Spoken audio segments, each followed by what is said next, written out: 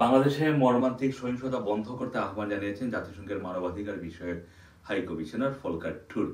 একই সঙ্গে তিনি বলেছেন যে ঊর্ধ্বতন কর্মকর্তা এবং হুকুমের দায় দায়িত্ব সহ মানবাধিকার লঙ্ঘনের জন্য জবাবদিহি অত্যন্ত গুরুত্বপূর্ণ।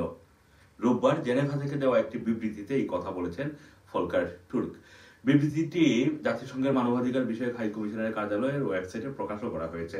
সরকারের পদত্যাগের এক দফা দাবিতে বৈষম্য বিরোধী ছাত্র আন্দোলনে ঢাকা সর্বাত্মক অসহযোগ কর্মসূচিকে ঘিরে গতকাল রোববার রাজধানী ঢাকা সহ দেশের 19টি জেলায় ব্যাপক সংঘর্ষ এবং হানাহানির ঘটনা ঘটেছে।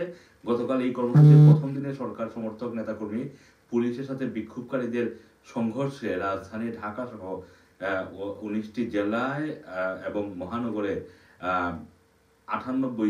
103 জন নিহত হয়েছেন। এর মধ্যে সিরাজগঞ্জ এনায়তপুর থানায় সন্ত্রাসী হামলায় পুলিশের 13 সদস্য এবং কুমিল্লার ইলিয়টগঞ্জে পৃথক হামলায় হাইওয়ে থানার একজন পুলিশ সদস্য নিহত হয়েছেন। জাতিসংঘের মানবাধিকার বিষয়ক হাই কমিশনার তার বিবৃতিতে বলেন যে বাংলাদেশে মর্মান্তিক সহিংসতা অবশ্যই বন্ধ করতে হবে। দেশটিতে সপ্তাহান্তে আরো অনেক বিক্ষোভকারী নিহত হয়েছেন। সিরাজগঞ্জ জেলার একটি থানায় হামলায় অন্তত 13 পুলিশ কর্মকর্তা নিহত হয়েছেন। বিবৃতিতে আরো বলা হয়, সোমবার ঢাকায় একটি গণমিছিলের পরিকল্পনা আছে, মানে আজকের কথা বলা হচ্ছে। বিক্ষোভকারীদের বিরুদ্ধে ক্ষমতাসীন দলের যুব শাখাকে ডাকা হয়েছে। জাতিসংঘের মানবাধিকার বিষয়ক হাই কমিশনার গভীরভাবে উদ্বিগ্ন যে আরো প্রাণহানি এবং ব্যাপক ধ্বংসযজ্ঞ হবে। জীবনের অধিকার, শান্তিপূর্ণ সমাবেশ, মত প্রকাশের স্বাধীনতা রক্ষার বাধ্যবাধকতা মেনে চলার জন্য বাংলাদেশের রাজনৈতিক নেতৃত্ব এবং নিরাপত্তা বাহিনীর প্রতি জরুরি ভিত্তিতে আবেদন জানিয়েছেন জাতিসংঘের মানবাধিকার বিষয়ক হাই কমিশনার।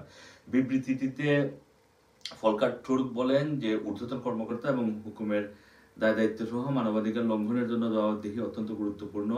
আন্তর্জাতিক সম্প্রদায়কে অবশ্যই স্পষ্ট করে দিতে হবে যে এই অত্যন্ত গুরুত্বপূর্ণ সময়ে কোনো ধরনের দায় মুক্তি থাকবে না। জাতিসংঘের মানবাধিকার বিষয়ক এই হাই কমিশনার বলেন যে সরকারকে অবশ্যই প্রতিবাদ আন্দোলনে শান্তিপূর্ণভাবে অংশগ্রহণকারীদের লক্ষ্যবস্তু করা বন্ধ করতে হবে। অবিলম্বে নির্বিচারে আটক করা ব্যক্তিদের মুক্তি দিতে হবে। ইন্টারনেট পুরোপুরি ফিরিয়ে দিতে হবে। অর্থপূর্ণ সংলাপের পরিবেশ তৈরি করতে হবে। ফলকার তুর্ক আরো বলেন, অতিরিক্ত বল প্রয়োগের মাধ্যমে জনগণের বিপুল অসন্তোষ দমন করার অব্যাহত প্রচেষ্টা, ইচ্ছাকৃতভাবে অপতথ্যের বিস্তার এবং সহিংসতার জন্য উস্কানি অবিলম্বে বন্ধ করতে হবে। এদিকে আপনারা জানেন যে সারা বাংলাদেশে এই মুহূর্তে ইন্টারনেট শাটডাউন চলছে।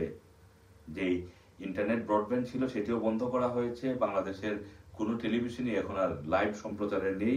বাংলাদেশের কোনো পত্রিকা কোনো ধরনের লাইভ আপডেট, মানে তাৎক্ষণিক যে সংবাদ, সেটা প্রকাশ করতে পারছে না।